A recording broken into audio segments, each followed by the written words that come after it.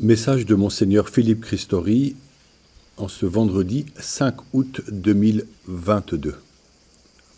L'espérance est un don de Dieu qui ne peut pas nous être enlevé. Récemment, grâce à Blablacar, je faisais route avec une jeune femme et nous parlâmes 2 heures durant. Celle-ci me partageait ses angoisses quant à l'avenir du monde, de la planète, au point de décider de ne pas avoir d'enfant avec son compagnon. Cette situation est loin d'être unique. Pourtant, nous espérons.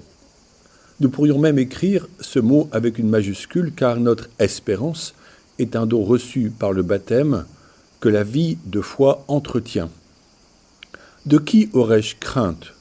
Le Seigneur est le rempart de ma vie, devant qui tremblerai-je? Psaume 26 au verset 1. Nous marchons en présence du Seigneur, protégés par ses anges. Des catholiques gardent allumée la lampe de la foi et témoignent comme une autre femme, malheureusement malade depuis 20 années, qui propose 2 chambres en location dans le but d'évangéliser par son accueil, son merveilleux sourire et par ses mots qui disent le nom de Jésus dès que cela lui est possible. L'espérance croît quand elle est annoncée, comme l'angoisse croît quand elle est partagée. La force de la foi est comme la lumière allumée sur le lampadaire qu'aucune obscurité ne peut éteindre. Celui qui n'étouffe pas l'espérance marchera dans la lumière à la suite du Christ. En ce temps d'été, n'est-il pas heureux de bénéficier de lieux pour nous retirer à l'écart et prier? J'en suis l'heureux témoin, accueilli quelques jours dans un mât de Provence, où un espace heureusement frais sert de chapelle avec le Saint-Sacrement. Certains de nos habitats sont exigus, mais ne pourrions-nous pas imaginer une pièce ou au moins un coin pour la prière, où il serait bon de faire halte, seul ou avec des proches? Les angoisses que suscite notre société seront vaincus par un surcroît de cœur à cœur avec Jésus et Notre-Dame. Avoir un espace pour y faire halte quotidiennement permet de faire le plein du feu de l'esprit et de maintenir le lien intérieur avec le Seigneur. Dans ses lettres pastorales, l'apôtre Paul parle à ses destinataires de l'importance de la communion.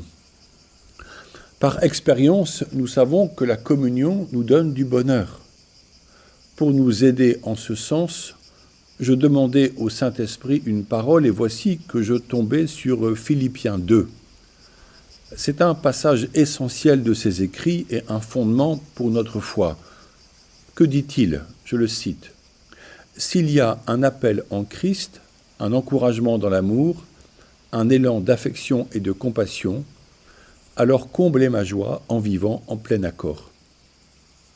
Ne souffrons-nous pas quand l'esprit de division fait son œuvre de malheur? Jésus prie le Père du ciel pour notre communion, afin que nous ayons un seul cœur. C'est le Christ qui nous donne cette unité. Nous pourrions en rêver pour notre société. Nos politiques veulent obtenir l'adhésion de la majorité pour faire passer de nouvelles lois. Mais la majorité ne signifie pas la communion. Pour aller vers celle-ci, il faut une vraie source, une cause première. Dans une grande famille, ce peut être l'amour des grands-parents qui savent réunir autour de leur descendance. En société, si nous pouvons nous sentir unis par exemple lors de la victoire d'une équipe de sport, la communion reste difficile, voire impossible, tellement l'individualisme est fort, soutenu par une exigence à voir se réaliser tous nos désirs. Jésus élève nos regards en nous montrant que nous appartenons au même corps qui est l'Église. Saint Paul veut donc nous encourager dans l'amour, car l'amour n'est pas qu'un sentiment, mais le fruit d'un choix volontaire en vue du bien de tous ceux avec qui nous partageons du temps et des projets. Paul nous parle d'affection et de compassion. Comment exprimer cela? Certains parmi nous en ont peu bénéficié dans leur jeunesse. Manifester une telle attitude n'est pas inné. Cependant, nous apprenons à entrer dans une authentique compassion, à avoir de l'affection, en nous mettant à l'écoute du Christ et de ses enseignements dans nos communautés et nos familles. Parfois, ne faut-il pas se faire un peu violence pour aller vers une personne, la rejoindre et entrer en communion, l'écouter, voire la toucher par quelques gestes chastes, notamment les personnes plus âgées. Vivre en plein accord sera un défi, mais nous progressons sur cette voie. Comment ferons-nous? À l'école de la Vierge Marie, dans l'humilité et l'écoute, la bienveillance et l'accueil. À la crèche, elle accueillit les pauvres, c'est-à-dire les bergers et leurs animaux, et les riches, qui étaient les rois mages. Grâce à elle, par sa simplicité et sa bonté, tous furent considérés en sa présence. Elle eut grande joie à voir que son fils Jésus, pourtant bébé, recevait ces marques d'attention et de respect dans une belle et réelle communion. Cette communion dont saint Paul écrit aux Philippiens, qu'elle sera source de grande joie pour lui. Le texte continue encore, je le cite. « Ayez un même amour, un même cœur, recherchez l'unité, ne faites rien par rivalité, par gloriole, mais avec humilité, considérez les autres supérieurs à vous. » Plus nous serons en présence de Jésus, animés par son Saint-Esprit, source de l'amour, plus l'amour existera et nous comblera. Ce même cœur n'est-il pas celui que Dieu promettait par le prophète Ézéchiel, un cœur nouveau fait de chair, pour remplacer notre cœur de pierre? Mais qu'est-ce que ce cœur de pierre?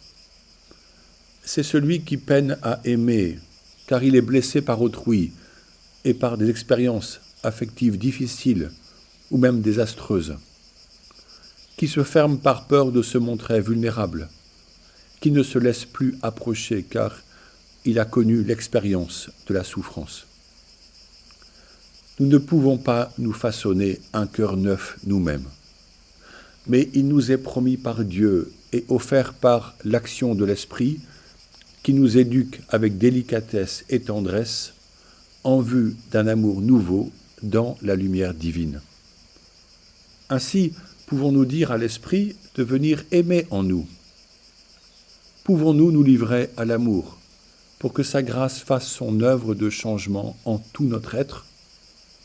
Cela peut être assez déstabilisant, mais osons faire un premier pas afin de ne pas rester comme des êtres sclérosés et raides.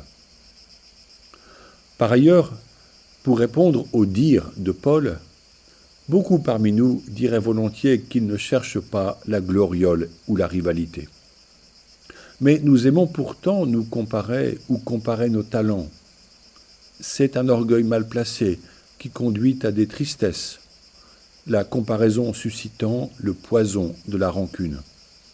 Au contraire, réjouissons-nous des talents des autres personnes. Faisons notre possible pour qu'ils servent au bien commun. Cherchons en paroisse et dans nos communautés à proposer à tout fidèle un espace propice à ses talents, quitte à déplacer quelques personnes installées dans leurs bonnes habitudes, utiles certes, mais figées. Un service d'église ne devrait-il pas être remis tous les 3 ou disons au maximum tous les 5 ans? Le partage des responsabilités est une source de communion et souvent d'admiration. Chacun grandit en usant de ses talents et toute la communauté en profite. Pour compléter cela, saint Paul ajoute que chacun de vous ne soit pas préoccupé de ses propres intérêts, pensez aussi à ceux des autres. Philippiens 2 au verset 4. C'est une voie d'excellence qu'il propose. Être préoccupé de ses propres intérêts ne fait pas grandir, n'enrichit pas sa propre intelligence. La richesse vient des autres lorsque j'accueille leur expérience et leur savoir-faire, lorsque j'écoute avec attention leur point de vue. Cela se vérifie dans toutes nos relations, conjugales, amicales et sociales.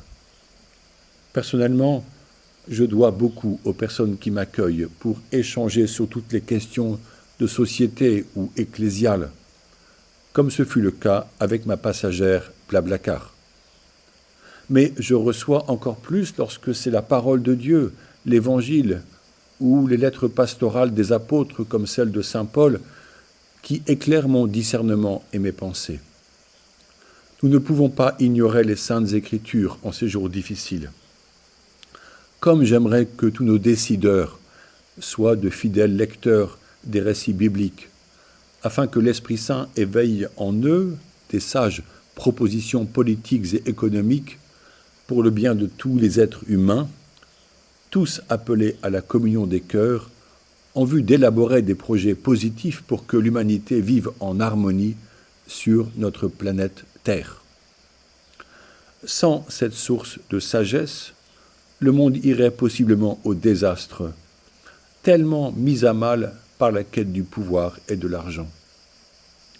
Résistons à ce processus désastreux par notre fidélité et nos engagements courageux, en vue d'un monde en paix où chacun y aura un avenir et une vie de communion. En effet, Jésus dit « Bienheureux les artisans de paix, car ils seront appelés fils de Dieu ». Je vous propose de prier et de croire que la foi est la réponse pour sauver chacun du mal et du péché. Prions chaque jour avec fidélité pour nourrir notre foi et être les témoins heureux du Christ. Je vous propose ce texte de saint Padre Pio. Mon Jésus, je crois que vous êtes ici présent dans le Saint-Sacrement. Je vous aime par-dessus toute chose et je désire ardemment vous recevoir. Mais puisque, en ce moment, je ne peux le faire sacramentellement, venez au moins spirituellement dans mon cœur. Comme si vous y étiez déjà présent, je vous adore et je m'unis entièrement à vous. Ne permettez pas que je ne me sépare jamais de vous. Bonne journée.